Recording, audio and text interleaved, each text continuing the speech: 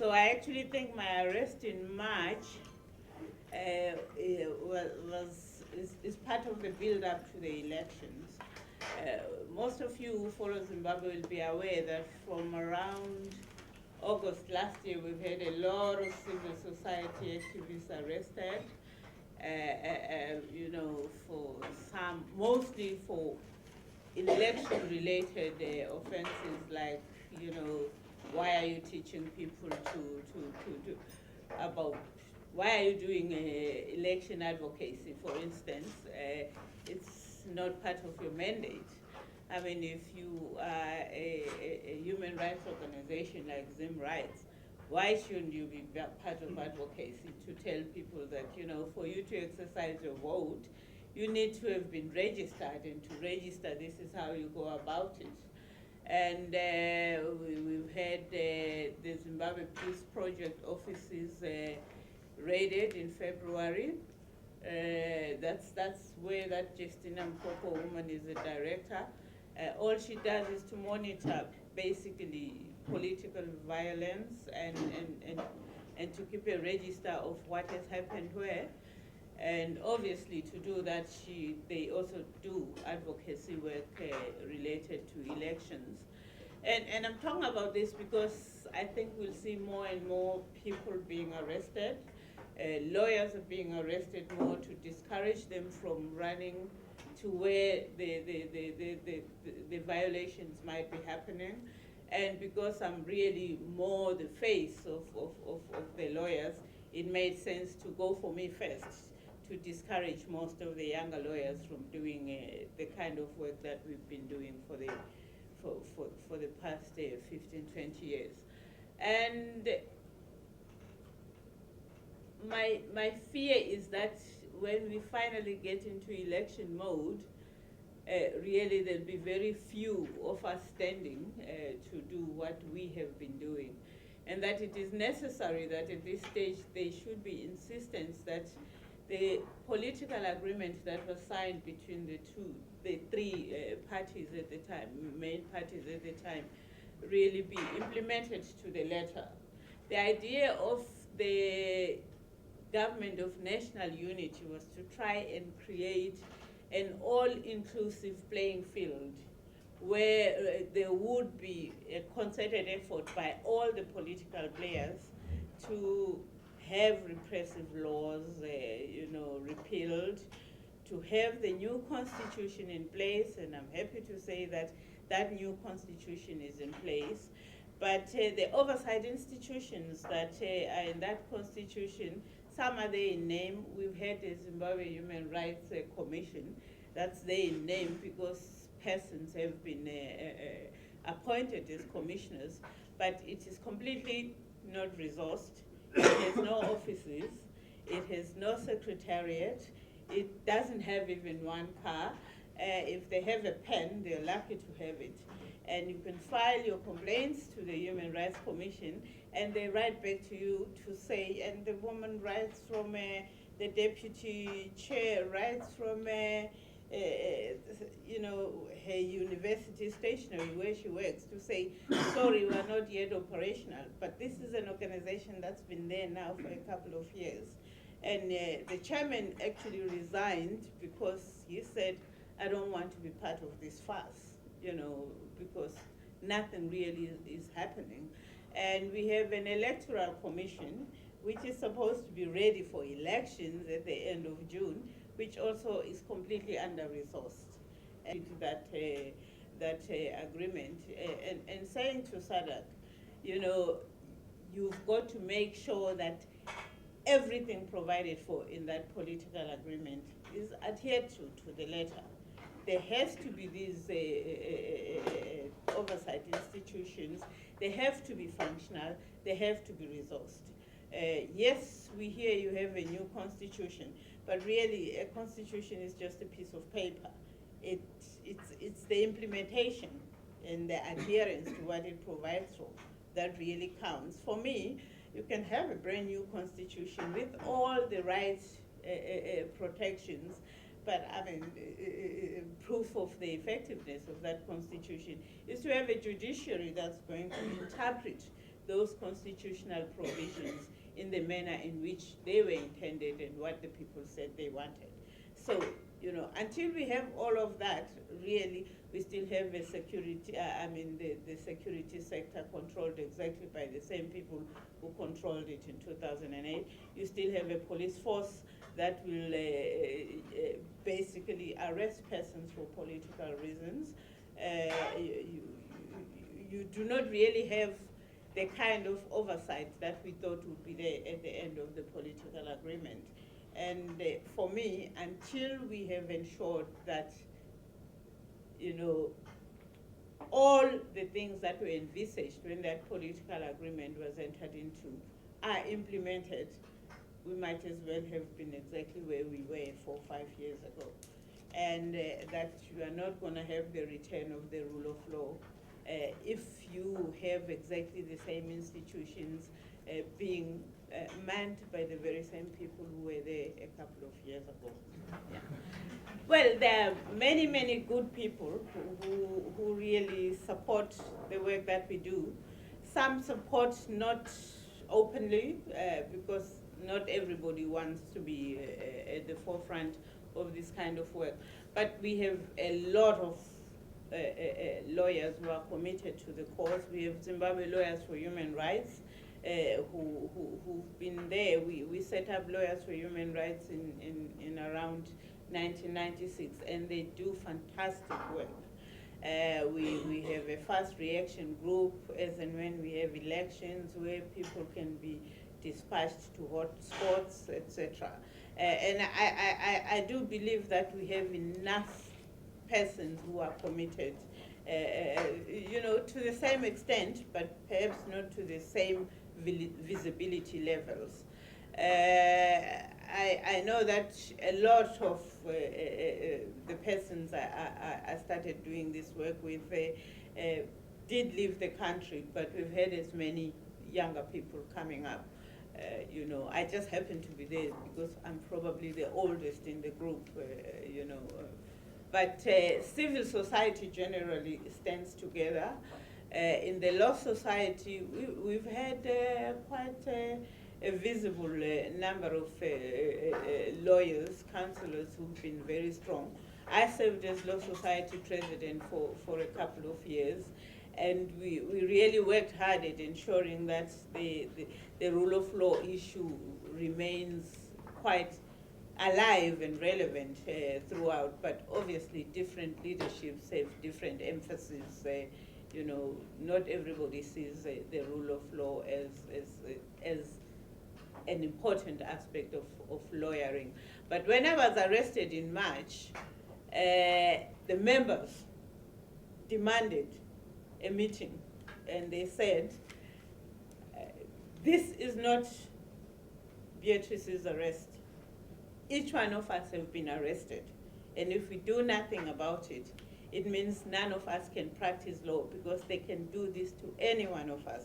So I would say that the Bar Association has been absolutely there as and when required, more driven by the members than anything else. Thank you. Jim McKinnon, Oxfam, Canada. Beatrice, what would you say the main differences between today, election date is in June or July or August, hopefully this year, and 2008?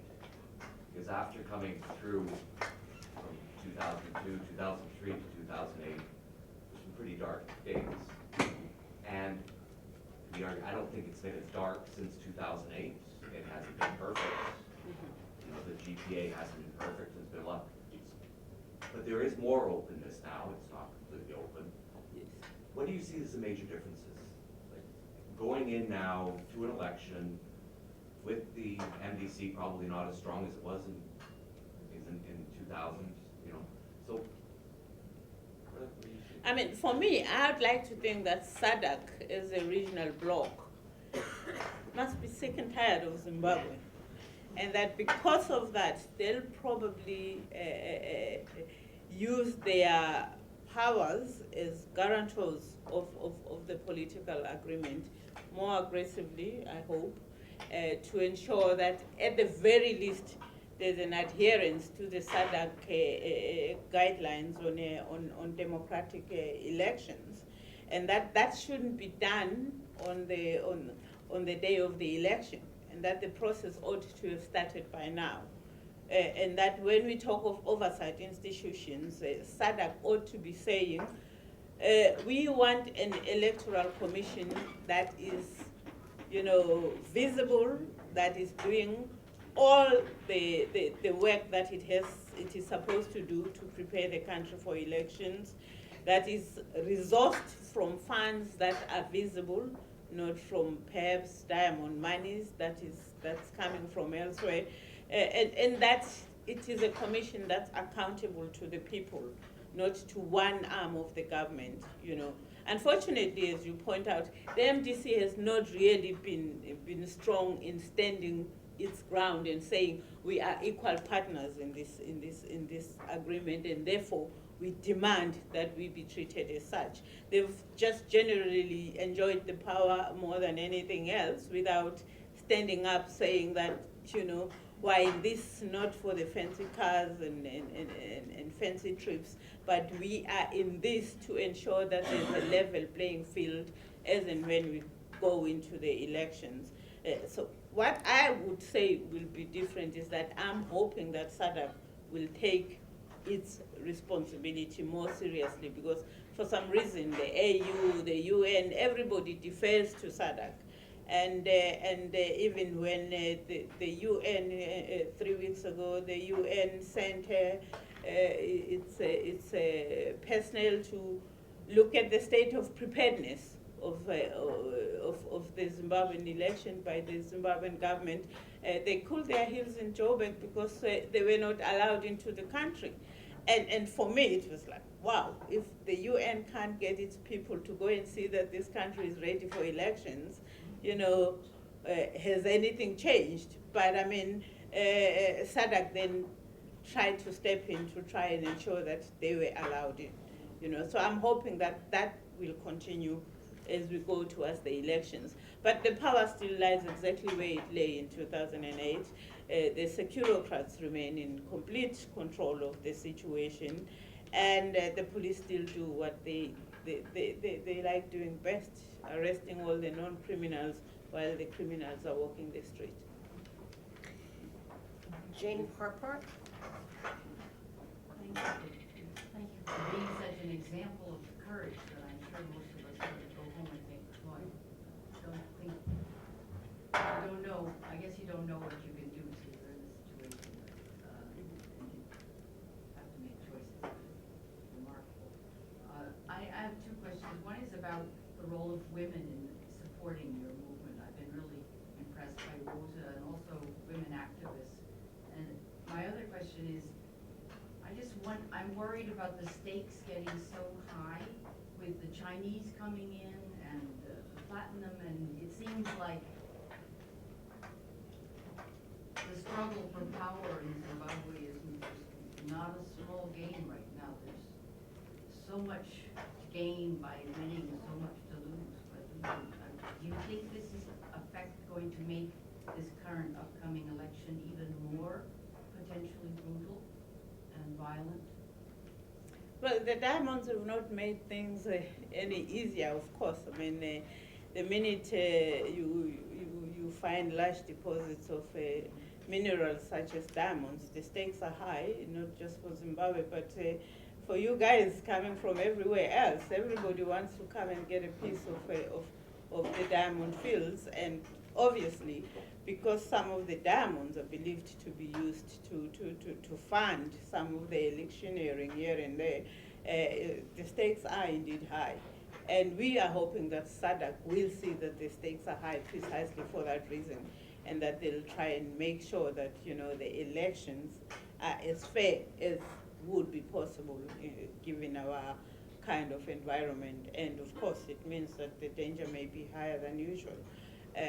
But we're hoping that the so-called oversight institutions that have been put in place will do their job, and that hopefully we'll have an election that complies at least with the minimum guidelines that SADC has set for itself. Because, I mean, if SADC sets guidelines that it will ignore, then it's pointless even having them in the first place.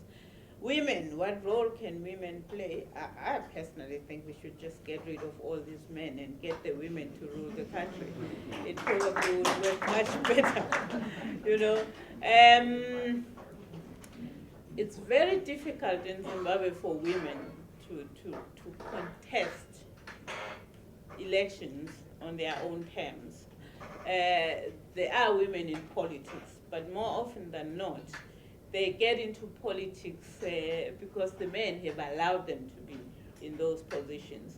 So you find that they are unable to really exercise free will because it's space that has been given to them by the men.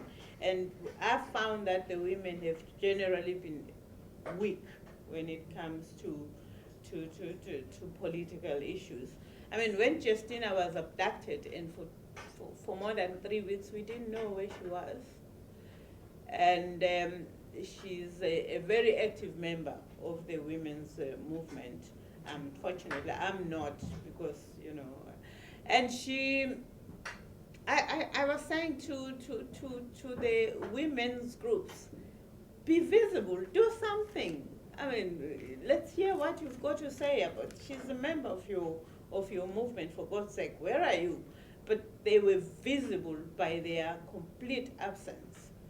I even went to see the Minister of Women's Affairs. I don't know what that ministry does, but I went, and she said, "Oh, I can't really help. It's a shame. It's terrible, but I can't do much." For women, it's that much harder, because generally women are in a weak position, even at the best of times. But in a place like Zimbabwe, your marriage can go because of the kind of work you do. Those was a women, you heard Jenny Williams saying, I represented a large group of them.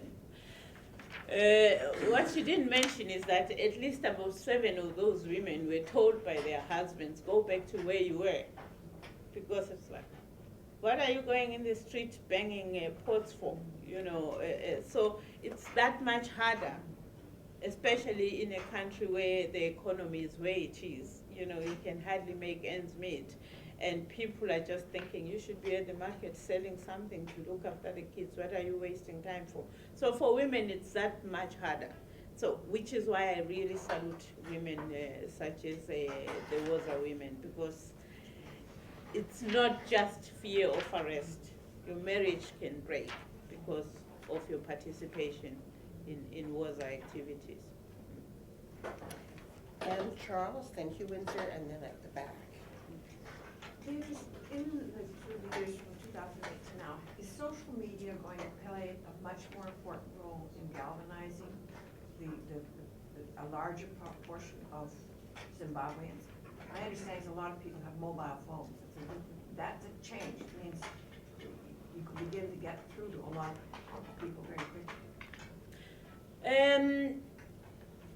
If we were talking about another country, I probably would have said yes, social media would play a huge role, especially because our penetration rate is now in the 90% region.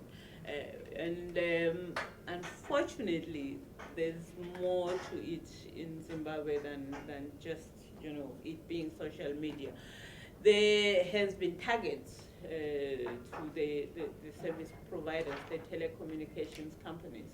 If, for instance, somebody had to pay to have messages sent out to cell phones, they immediately tell you that that's a huge threat to your license.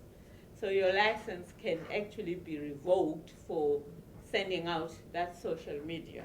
And you know, I mean, telecommunications is a business. So if the phone companies believe that they may be shut down for really, you know, doing what they are there to do, which is, you know, pass on information, there wouldn't be a problem. And yes, social media would play a huge role. But we did have something like that a couple of years ago. I think it was in 2008, where one of the political parties paid for messages, and they were definitely threatened with being shut down. I don't know how much role that will play, but I mean, obviously there will be an impact, that will come from the social media. That doesn't mean people are not going to get arrested. I think most of you would have learned that this week 19 youths from the MDC party were arrested for mobilizing other youths to say, hey guys, go and register to vote, first-time voters. And they were arrested, and I don't know if they've been released, but they haven't been released as of yesterday. So it might play a role, and I'm hoping that it will play a role, certainly amongst the newer, younger voters. Hugh Windsor. Well, I'm very impressed with that film, and as a journalist, I'm amazed that you got some of that, or the producers got some of that footage out. I mean, in essentially a police state. I'm surprised that the tape or whatever it wasn't seized, and in the earlier technology, people would just rip the cameras apart. The digital ones, it's harder to do that. But I mean, in the footage, for example, of the deportation or the arrest of the American journalist, I mean, I'm absolutely amazed that somebody didn't seize that film, and I mean, as well as many of the other violence shots and all that. I can see how interviews in a house or whatever you might get away with, but so I'm impressed that we were able to see that footage. So that's my comment. My question really is,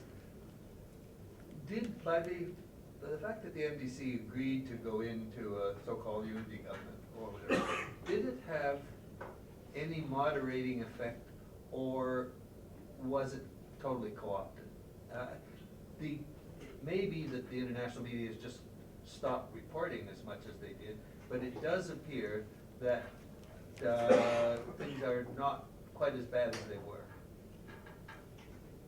And I wondered if that was that the NBC had some moderating effect on that, or the. Well, I mean, the inclusive government certainly brought a lot of welcome relief to Zimbabweans. There can be no question about that. I mean, we came from a situation where we had empty supermarket shelves to where we now have goods in the supermarkets, so you can go and buy bread now. You couldn't do that, in 2008. So there can be no question that that actually helped. And we had schools that were literally not running anymore. And schools are running. We have hospitals that are running. We've had welcome relief in a number of respects. So there can be no question that the coming into effect of the unity government, or whatever you want to call it, brought very, very welcome relief. A semblance of normalcy came back into the country. Even economically, the introduction of the multi-currency where the Zimbabwe dollar was stamped, it has helped stabilize things, inflation, etc. But like marriages where there are two people, there'll be a stronger party, in the marriage. And in this political marriage, the MDC went in and it agreed to be the battered wife, and really has not exercised the kind of, strong, insistence on implementing what was agreed to. They've deferred far too much to ZANU-PF, and it did not help that,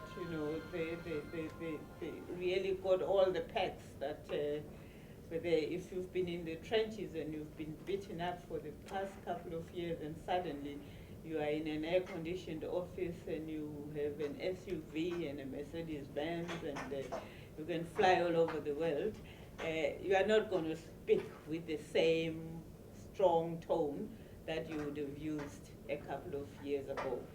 And also, it must be very difficult to speak against yourself. Because when we say government, I mean, they're part of the government. And how do you criticize yourself outside government and still really hope to be credible, you know? It's an invidious position to be in. You've got 1 foot in and 1 foot out. When I say the police has 2 ministers. One of them is MDC, you know, and you never hear her saying anything at all about it. So it must be, it's not as easy to speak out freely and openly and in the strongest possible terms if you're part of the government. I mean, that's how I look at it. So I don't know whether I would say they were co-opted, but certainly they were in a comfortable position. And if you are in a comfortable position, it's not easy to see that not everybody is in a comfortable position. But has the level of violence diminished? At the Political beginning, violence? it absolutely diminished, to quite some extent, because I think everybody thought that the MDC was going to be stronger in the government.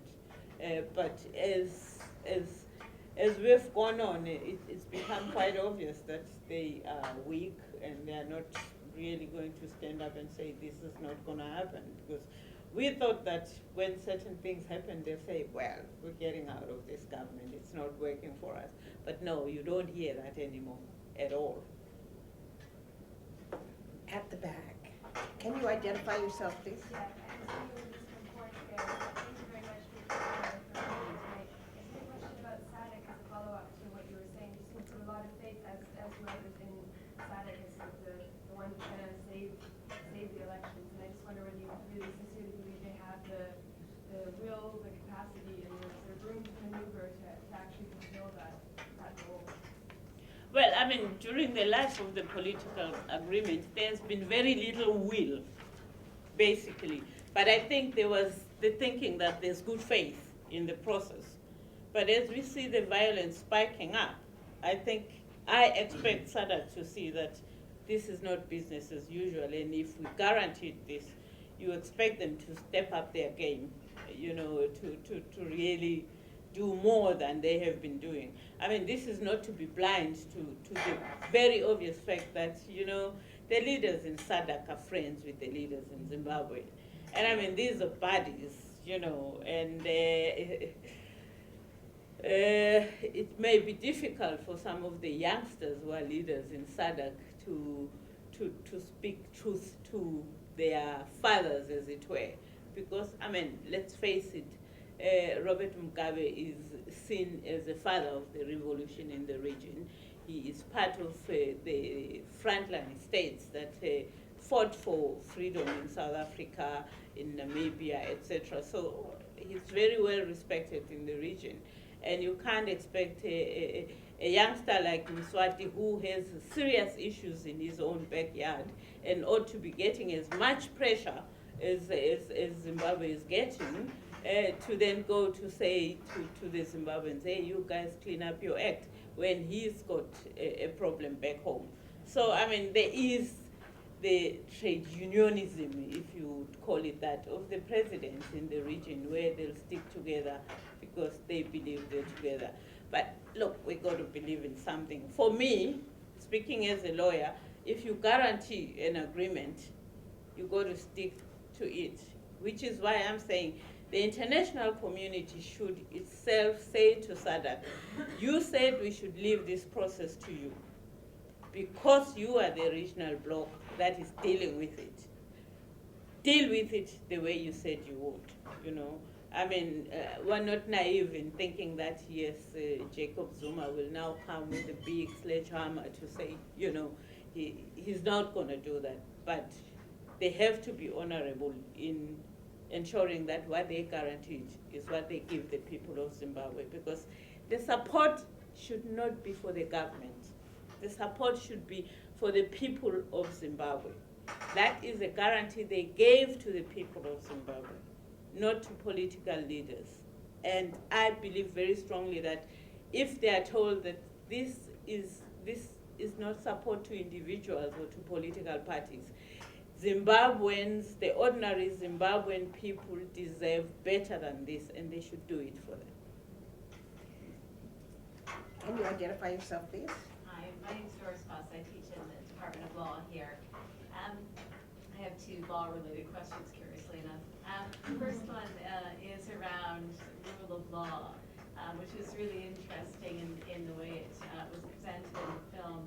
And so rule of law is a set of legal principles, but as it was portrayed in the film, it's also a set of political demands.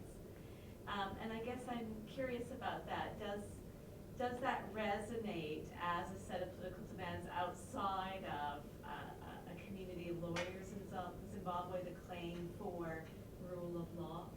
And my second question, somewhat related to that, is there's a quote from you in the film at one point saying, "I go into every case knowing I'm going to lose." And I lose the case because of all the problems.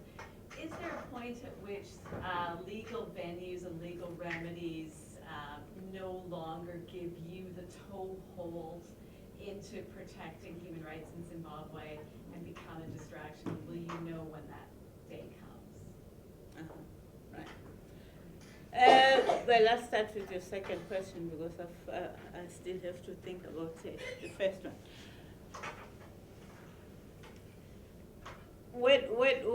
When I say that I go to court knowing that I'm going to lose the case, not because it's the facts or the law is against me, sometimes I get surprised because I don't. And in fact, I've been very lucky because virtually all my sort of high-profile cases have won them. Because sometimes even the most compromised judge cannot do certain things. If the evidence that comes out of court, I'm doing a case of about 29 activists currently, and if the evidence that comes out of court is such that it just does not implicate a single one of the persons there, and it is so discredited that even a judge who really would have wished to do it cannot convict. So sometimes you do get it working for you. But we do some of these cases, as I say in the documentary, more for purposes of really documenting than anything else. Because, as you know, when you bring legal action, the other side has to respond.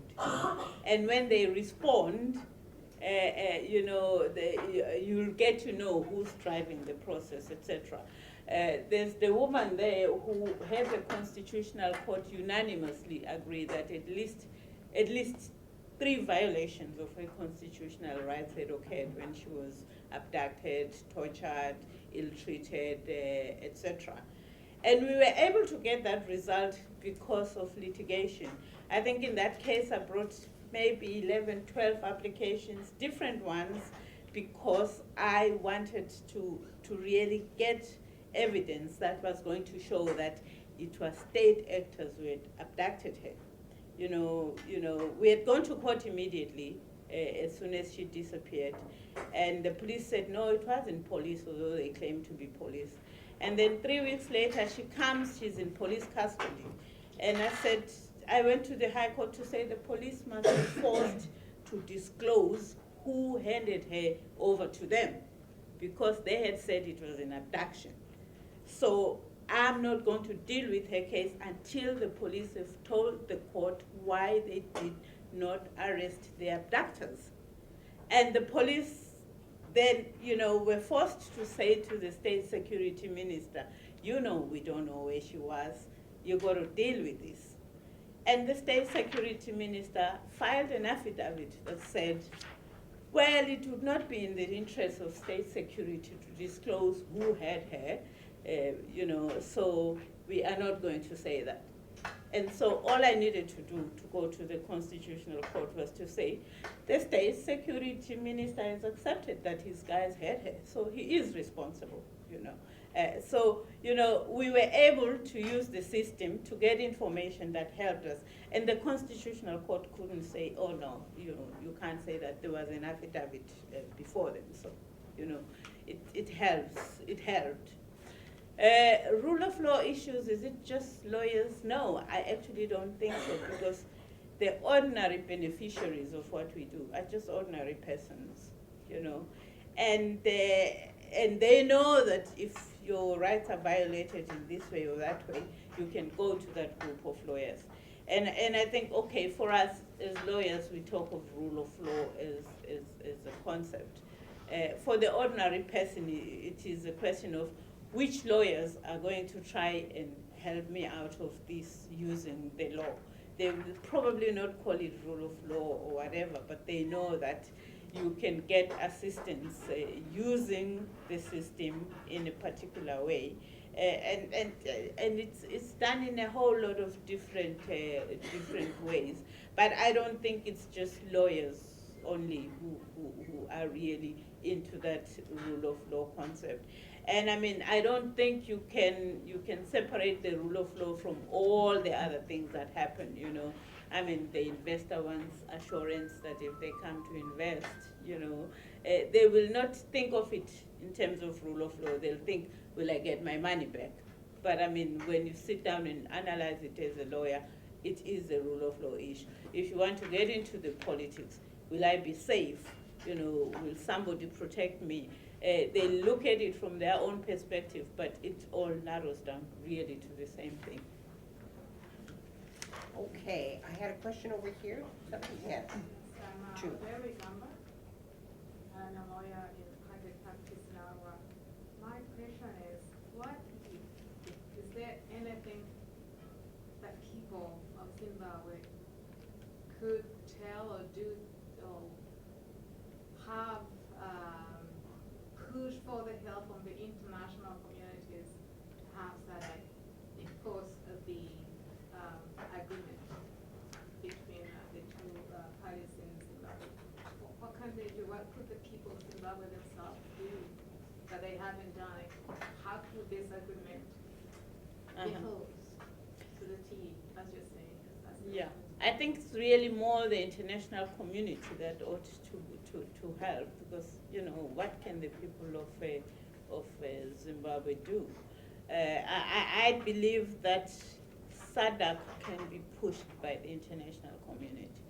SADC is funded by the international community. You wouldn't have SADC as a bloc with a full-time secretariat if it was not funded from elsewhere. I don't see why there should be no strings tied to that support, that they have to deliver, really, at the end of the day. I mean, what's the point of having sanctions on Zimbabwe for not complying with certain obligations, but they're not going to sanction SADC when it fails to perform what it guaranteed it would do. You know, I mean, SADC was not forced literally to guarantee that agreement. They said, leave it to us. We are in the region. We will ensure that things are done properly in Zimbabwe. All we need is time. That time was in the political agreement. We've come to the end of that time frame now. So why are they not visible? And I think it should really be more the international community saying to SADC, you guaranteed, we've given you money to carry out your guarantees. If you are not going to do it, then say so. And you know, if it means we use other methods, we do so. But for an ordinary Zimbabwean who's trying to eke out a living, and the space is just not there in Zimbabwe, it would be very difficult for Zimbabweans to motivate the international community to do more, particularly because the assumption is that they are all aware of what the shortcomings are and what really needs to be done. Yes, identify yourself. Hi, I'm Stephanie McBride. I work with Amnesty International Canada as a coordinator for Zimbabwe. And first of all, I just want to say thank you so much for coming and for all the work that you do. I'm really interested in the extent to which the judiciary is politicized. you've mentioned, of course you go in expecting to lose every case, and yet you have won your most high-profile cases, and you mentioned on a personal level there's a lot of support from some members of the judiciary. So I'm just wondering, to what extent is the judiciary politicized, if you could elaborate on that a bit? And do you think that kind of the momentum for change will come from the judiciary? Or, I mean, we've talked about the role of SADC, but within Zimbabwe, do you think that the judiciary will be kind of one of the leaders of change? Well, we did get persons appointed to the bench who really would never have been judges in their entire lifetimes. And for me, those are the most dangerous members of the judiciary, because for them it will not really matter who is in power. If the MDC wins tomorrow, and they are now wielding the big, stick of power, those judges will just swing and go there, because that's the only way they know how to keep their jobs. And for me, that's the most dangerous kind of judiciary. I don't see them really, remaining where they are, because they would fear that they would lose their jobs.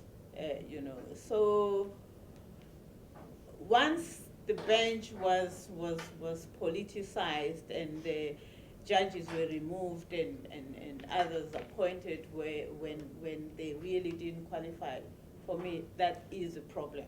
That is why I have a problem with the so-called new constitution, because if it will be interpreted by the same people, there are no guarantees that whoever wins, that the judiciary will really then become a proper judiciary where they just apply the law without taking into account the political considerations. Yes, the judiciary has been politicized, and there are some very good judges, who do the right thing, and when they do, they get into trouble. Most of you will know that the judge who gave an order for me to be released when I was arrested is being disciplined. He happens to be the same judge who issued a warrant to have certain ministers who are alleged to have been involved in corrupt activities to be searched, and he's now being disciplined himself. So obviously, for the other members of the judiciary, the fear factor comes in, If you make certain decisions, your tenure on the bench will not be guaranteed, and therefore they may not do the right thing, because of that fear. Which is why I feel whoever wins, the judiciary will just swing and be with them. And we don't need that kind of judiciary. I had a question here beside Aubrey, behind Jane. Did you have a question, sir? Yes. Can you identify yourself first, please? Retired diplomat, some service in Africa at the African Union. Just wonder what your expectations were for the elections, given all that you've said. Is it possible that there might be a decisive decision one way or the other in a relatively peaceful context observed by the African Union, which I think perhaps should have more influence than SADC in this particular situation, because of their democratic charter, because of their mandate to promote democracy and human rights within all African countries. But is it possible that there could be an outcome similar to, for instance, in Kenya, which went very badly in 2005, but emerged relatively well in this particular most recent elections? What are your expectations for the elections in deciding the political future of Zimbabwe? I mean, if there's full implementation of the political agreement, and we have the oversight institutions that are required to really oversee the electoral process, yes, we can have free and fair elections. Unfortunately, the African Union has this new sort of way of doing things where they contract their obligations to the regional blocs first and foremost. And we see it with the West Africa, we see it with East Africa. And, you know, it is their responsibility, but they contract that out to the regional blocks. And they ought to be really forceful in ensuring that if they contract out their responsibilities, that those responsibilities are carried through. But if we were to get a situation where there would be insistence that the minimum guidelines that are in place, both under the African Charter and even under the SADC treaty itself, are followed, yes, we can have free and fair elections. The difference, though, between Kenya and Zimbabwe is that there was political will in Kenya. It is completely absent in Zimbabwe. In Kenya, everybody wanted free and fair elections, and the political parties cooperated in that process by ensuring that they were all working towards the same goal. I don't think the same can be said for Zimbabwe. If you look at the process of their adopting their new constitution, it was completely different from the way we've been doing it, we've done it in Zimbabwe. If you look at how they appointed personnel to their oversight institutions, completely different from the way we did it in Zimbabwe. You look at the process of selecting their judges, it was so transparent that some people were saying it was so transparent that it was discouraging some persons from actually participating. You had absolute freedom to go and participate as an observer. Civil society had the power to invite their colleagues elsewhere to come and observe the elections. In Zimbabwe, that's not likely to happen. So the parallels are not quite the same, because I don't think in Zimbabwe we have the political will to have an election that is free, fair, and credible. Blair. Great. Thank you, Beatrice, for all this great insight. I was wondering if you could reflect a bit on a bit more of the longer history of what you've seen since you, in the movie, I believe when you were here and gave the speech, you mentioned you were in the prosecutor's office in the mid-'80s, which was, I suspect, a time of transition from the Rhodesian legal system and the prosecutor's office before the Ian Smith regime to the independent regime. So there must have been lots of changes. And at the same time, in the mid-'80s, you had the Kukuruhundi. I remember when I went there in '87, we were all told, don't mention Amnesty International, which had one of the reports about the massacres in Mtetwa and in Midlands. So I suspect, you know, rule of law and justice was in transition. So I'm curious, but you've seen the changes in the state legal system, briefly, from the mid-'80s until now. Sometimes you get a sense, people think in 2000 everything changed for the worse, major changes in 2000, but there's histories here. The change was not like just overnight. I mean, you know, if you're working in the system, you can see that, oh, this is not going too well. Oh, this is not supposed to be like that, you know. But, you know, in the early 80s, I think the international community had just told itself that it was going to project Zimbabwe as a success story. And they completely closed their eyes to what was going on there. Things were going on, you know. I mean, I remember that I defended, I had to apply for somebody who had been deported in '84 for reporting on Kukuruhundi. But it never hit the international press, literally, because it was like there was a conspiracy to make Zimbabwe work, even if it wasn't working. And I think that contributed a lot to what then subsequently happened. In the prosecution department, for instance, there was greater capacity to say, no, I'm not going to do that, without being fired. The prosecutors in the AG's office currently cannot do that.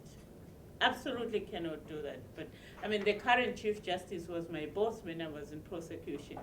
And we were able to say, from a legal perspective, I cannot do this, because this is not, you know, a case that ought to go to court. And you could get away with that because, you know, there was still a blurred kind of, you know, adherence to at least, you know, but you would never get that kind of case again.